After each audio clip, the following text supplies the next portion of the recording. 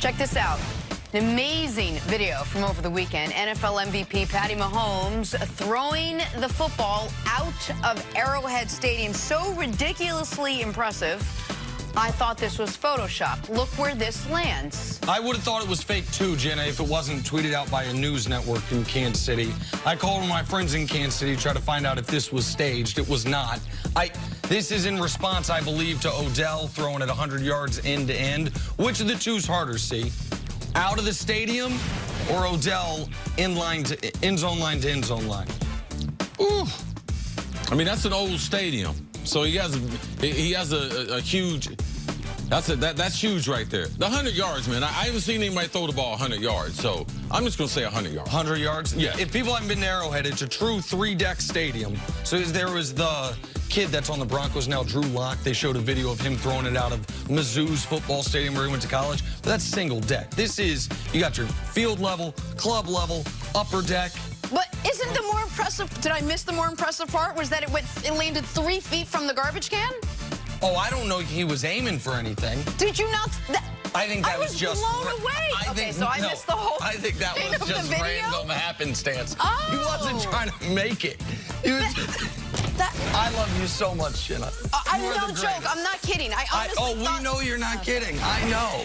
I wish you were kidding. I thought that was the... Throw it out of the stadium, and into the garbage can. That's why I thought it was Photoshop. Driving down I-70. Okay. Like Jenna, remember those old Bird MJ McDonald's commercials? Where it went like through the thing, in the thing. Those were fake. Okay, that I knew. Okay. Time for I knew that in like 87 too. Stories to start your morning, sponsored by Gillette Clear Gel. Larry Bird was so good. Baker Mayfield's got a great new weapon this season. His name is Odell Beckham Jr. And according to Browns tight end David Njoku, OBJ has been, quote, a phenomenal fit. Chris Carter, will Odell and Baker mesh immediately in year one, or does that take time? Absolutely. Baker and the receiving corps meshed last year, and Baker was not the preseason starter. Came in after the season already started, took over the locker room. Baker's a born leader. Him and OBJ have spent time together, not only this offseason, but the last offseason. OBJ also has he has his wide receiver coach from LSU that will help him understand the offense, and he also helped explain who Baker is. So, no, I look for them to thrive this season. Baker's in a better position this year than he was last year, not just because he has the experience, not just because he played so well in the second half, but for what Chris said, he comes into the year as the unquestioned leader and starter of the football team. Odell's in a better position mentally than he's probably been in at least 3 years because he has a fresh start, because he has the most talented quarterback he's ever played with, and because he feels like his career has a new life breathed into it. So I would be shocked personally if this duo is not one of the most dynamic in football this year from a quarterback-wide receiver combo. And he's got his natural hair color back, so that always helps with mental clarity. More aerodynamic as well. Yep, exactly. Moving on, Lonzo Ball's time with the Lakers lasted just 2 disappointing seasons, but the former second overall pick is excited for a fresh start alongside new Pelicans teammate Zion Williamson. Nick, will Lonzo be a good fit with Zion in New Orleans? I actually think he's a great fit because he's going to try to push the pace, get a rebound, push it up the court. You know Zion's going to be running the court. Also defensively, I think these two guys can be 2/5 of a very good NBA defense.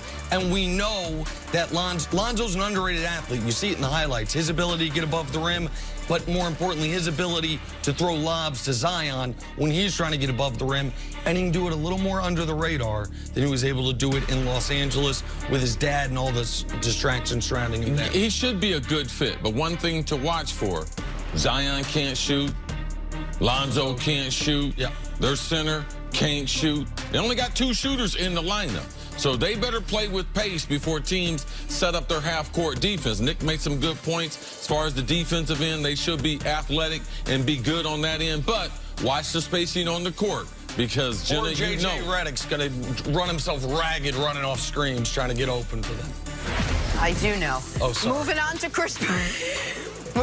Chris Paul. When he was traded to the Thunder for Russell Westbrook last week, a lot of people thought CP3 would be quickly flipped to another team, but recent reports have OKC open to keeping Chris Paul. Nick, should the Thunder hold on to the 34-year-old? Jenna, you know shooting is important. Is that what I interrupted? Is that what you were going to say? I think so.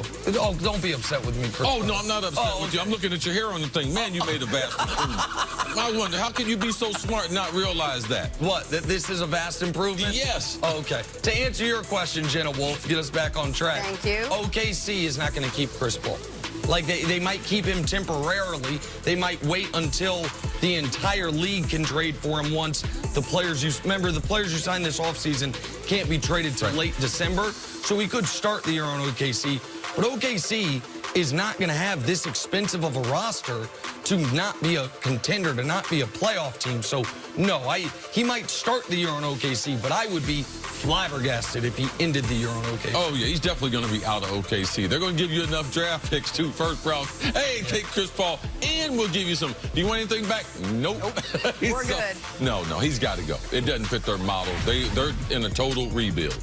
All right, to the Warriors now. They've been title favorites for half a decade, but Kevin Durant is gone. Nobody's sure when Klay Thompson will bounce back from a torn ACL, and they're all moving into a new stadium next year, and that has many wondering if Golden State can make it back to the big stage. Steph Curry doesn't wonder. He says, quote, "We got championship DNA. We know that. We've got our core when Klay gets back." It's going to be an interesting year for sure all the way around. It's going to be challenging to really find that momentum early, but with the new arena, losing the finals, this summer's a different vibe. Keeps you locked in. Nick, are people sleeping on the Warriors as title contenders? Just last week, you made a top 7. Warriors were not in it. Yeah. We were all surprised. Listen, the idea that the Warriors are going to find themselves outside of the playoffs, I reject that. I think Steph's too good. I think Kerr's too good of a coach. I think Klay will be back at some point. But they're not finals contenders. They're not title contenders. So, I mean, if you're sleeping on them, you can stay asleep. Like, they have a very limited ceiling. Chris is really keeps harping on what type of team are they going to be defensively. That's a real question. The fit with D'Angelo Russell, that's a real question. And who is Draymond Green? Is he the player we saw in moments in the postseason last year, or is he the player we saw the entirety of last regular season, which was a very good but no longer best in the league level defender while being a hindrance on your offense? And how much does that hinder the offense those first few months of the year when Klay isn't out there, and the whole year when KD's not out there, not even to mention the emotional side of Draymond, where Iggy's gone, Sean Livingston's gone, and Draymond's waiting for that next contract. So the Warriors will be a playoff team. They, I think, when Klay comes back, can be a dangerous first-round team. But this is not a championship team. When we talk about the litany of teams in the West, that 1 through 6 are elite basketball teams, to me, the Warriors are not on that list. And Steph is right to a certain degree. Steve Kerr, himself, Klay, who could be on the rack for at least half the season next year, and Draymond. Who else has got championship DNA? Looney? You're going to say just because he was out there on the court? No, to me, so that's the only people they have. Right. Like those backups and everything, they were afraid to play them. When they start getting those injuries, man, Steve Kerr wasn't like, oh, let me open up my bench. You know, this is what we do. We develop players. No, they haven't drafted well. They've developed any more players since Draymond got drafted, Steph got drafted, and Klay. Who else have they developed as a player? They have not, and it will hurt them this season. They're not a championship team. I think, Steph, did he mention that new arena twice in there? I think so. Oh, yeah, he's great. He's the best. I mean, he's the best face of a person. Oh, absolutely. Did I mention we got a new stadium? A new arena. Did I mention that? From Oakland to San Francisco. Oh, it's going to be a different vibe and everything. Oh, he's doing what he's got to do. But championship, no. And how do guys who have been competing for championships for the last 5 years, a team that went to more consecutive finals than any organization has since Russell's Celtics, how do they respond when you are into February and March and it's very clear this isn't a championship level team? Like, that is the other element of it. We've talked about the Warriors having a second gear, the Warriors amping up for the postseason. Well, when you've had 5 straight 100-game seasons, right, whether you're a championship level team or not this year, the wear and tear is still on you for Draymond, for Steph. Klay's going to be out at the beginning. how does Draymond get himself as amped up as he needs to be when the games feel less meaningful this year than they have at any time since he's been a full-time starter with the whole specter of free agency? And are the Warriors even going to offer me a max contract hanging over it? There's no sense of confidence that D'Angelo will be able to keep, you know, sort of keep everything in play until Klay gets back. Then it's just Klay and Steph and how powerful that duo is and how far they can take this team. Where D'Angelo Russell going to go then? He's making $27 million. You want him to play this big role, and then as soon as Klay, where are you going to put him on the court? Like, what are they going to do defensively? They're an awful small team.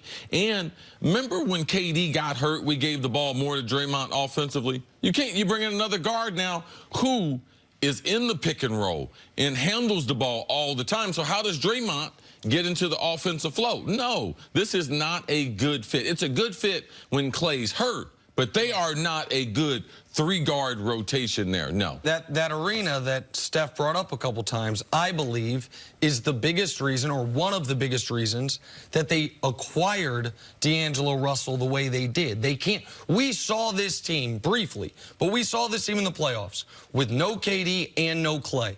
And the way teams guarded Steph made his life impossible. They couldn't go into a season saying, Steph, run around like it's Davidson, except with NBA-level defenders instead of mid-major level defenders. So they had to bring in another option, and they had to keep things interesting because they're opening Chase Center. Yep. The Warriors could, as soon as the season after this, once again be championship favorites. We'll see what they do with Draymond, see what they trade D'Angelo for, have Steph and Klay for a full season. It might just be 1 year they're down.